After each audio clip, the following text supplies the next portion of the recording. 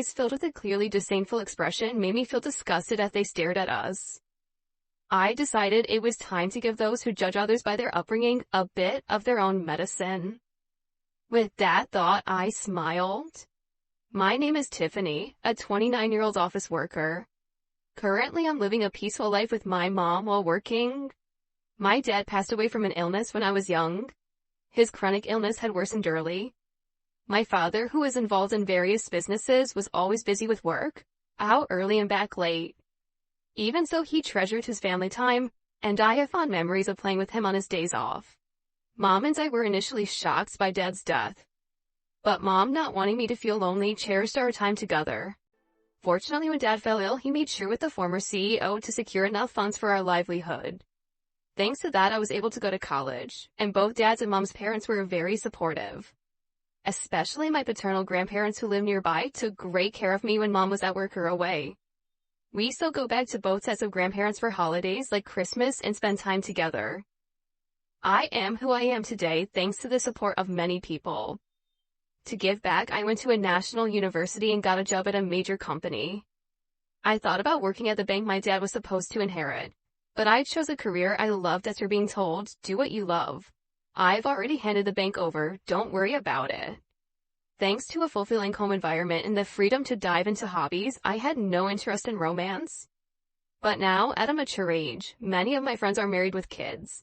This led me to think about marriage, and that's when a certain encounter happened. I never imagined this meeting would lead to a major incident. Hey, Tiffany, aren't you interested in love? Huh? That was the starting point, a question from a colleague at work. We've been close since our rookie days. You know, I have an acquaintance who's struggling to find a match. He's well-educated and handsome. You're highly educated too, Tiffany. Maybe you'd like to meet him? Really? I've always thought it's a waste for someone as high-spec as you, Tiffany. There are even a few people in the office who are after you. She has a wide network and always shares various stories. She's living with her boyfriend she met at a party and seems very happy. She's quite concerned about my lack of romantic involvement. I had even consulted her about marriage leading to this arrangement. A few days later, I agreed to meet a man named Yosef. The rendezvous was at a cafe. As I waited nervously, a man approached me. Tiffany? Ah, yes, nice to meet you. You're Yosef, right? Yes, thank you for today. Yosef's expression was blank as he looked me over. It felt like he was sizing me up, and I was a bit taken aback. Then, taking a seat opposite me, he quickly started the conversation. What do you do for work, Tiffany? Oh, I work in sales at a company. I've always enjoyed interacting with people and making use of my opinions, which is why I chose sales. I find it fulfilling, and I love the moments when customers are happy with their purchases. What's the name of your company? I told him the name of my company. Upon hearing it, Yosef paused for a moment, then smiled. It wasn't a pleasant smile, more like one of satisfaction. My company is quite a large enterprise with good performance. We're well trusted by our customers, I believe. Since he asked, I decided to return the question. What do you do, Yosef? At my question, Yosef snorted with pride and began to boast. I work at Sunrise Bank as a department head. Sunrise Bank is a really big bank, you know.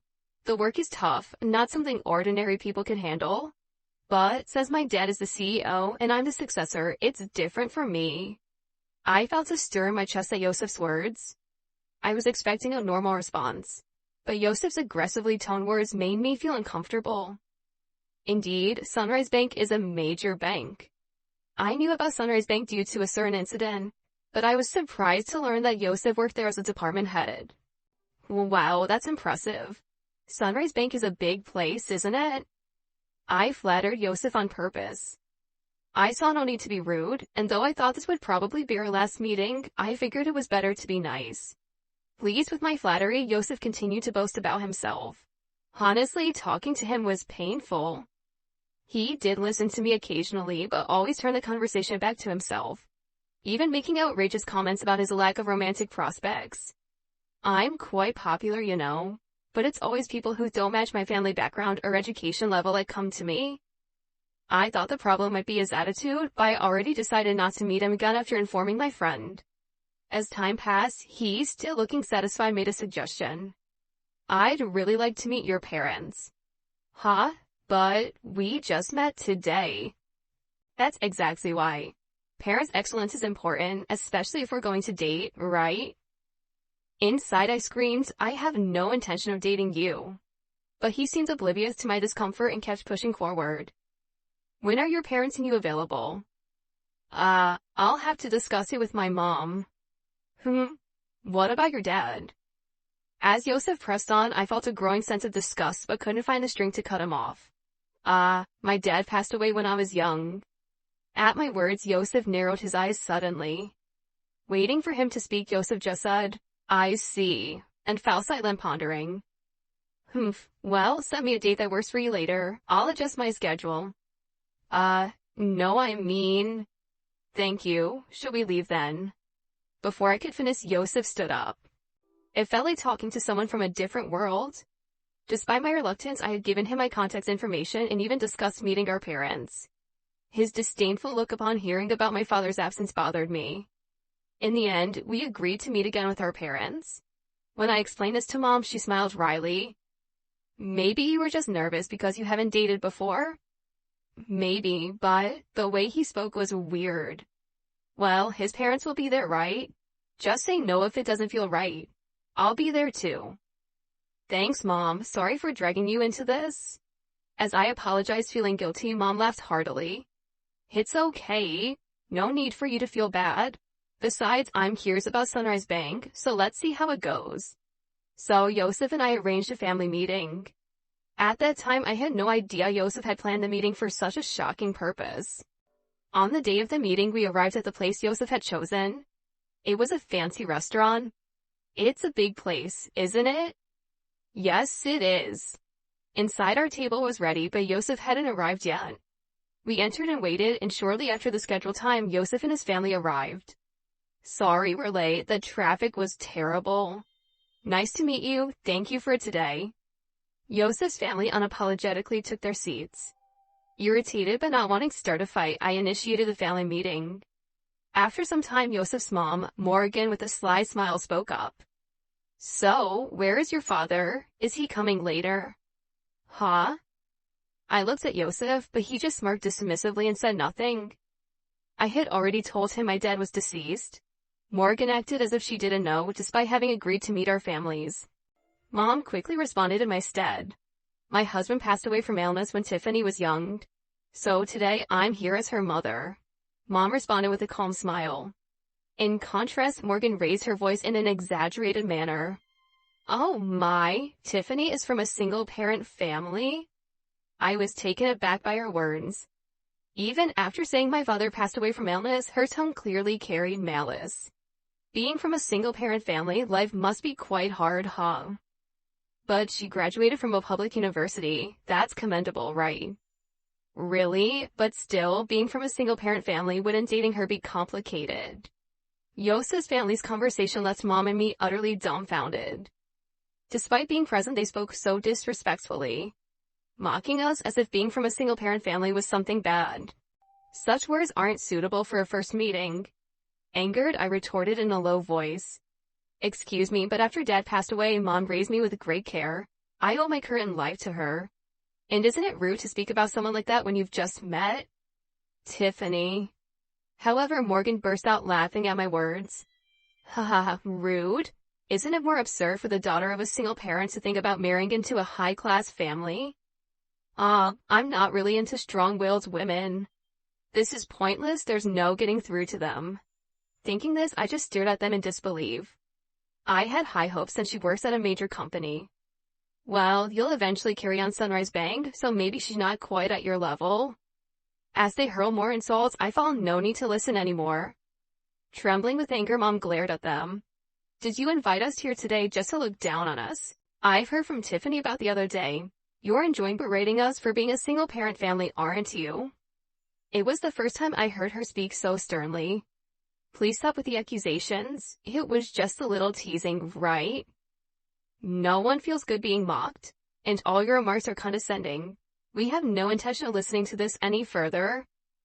Yosef's family looked displeased at Mom's clear statement. Presumptuous for mere commoners? Commoners, huh? Indeed, that may be the case, but this has made up my mind.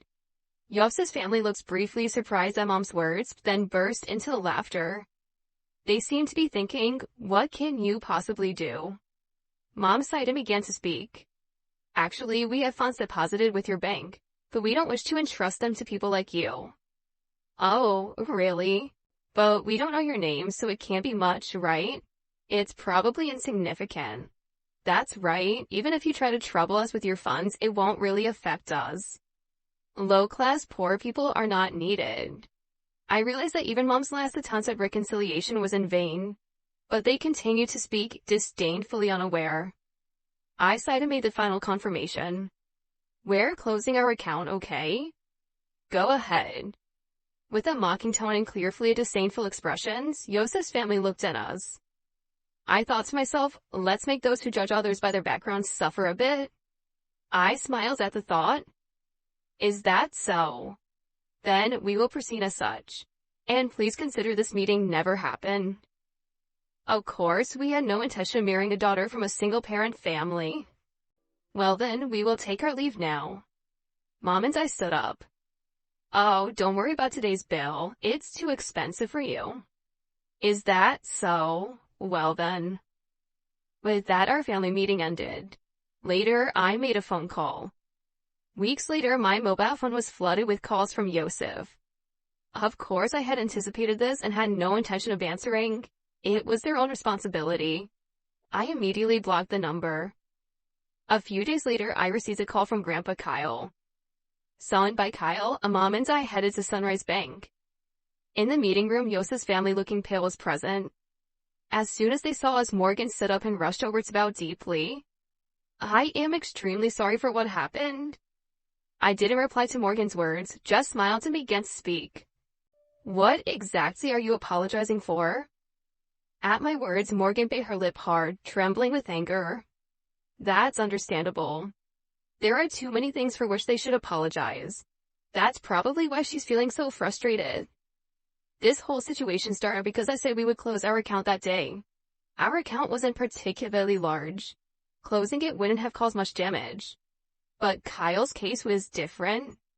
Kyle managed the inheritance left by my dad at Sunrise Bank for our benefit. Kyle also had his own account there. If all accounts, including Kyle's and my dad's inheritance, were closed, it would total about $7,000 million. In other words, their disrespect decided the closure. And importantly, Kyle is the former CEO of the bank. Dad was supposed to take over the bank but passed away young, so the position went to Scott. I didn't know that Tiffany was related to the former CEO. Scott, looking anxious, pleaded as if making an excuse. But that's no excuse. Even if they didn't know, their prejudice against our family is their own fault. You mean, if we were relatives, you would have treated us differently? Hey, don't talk to Dad like that. It's your fault for not telling us from the start that your grandpa was the former CEO. I don't have any obligation to sell a stranger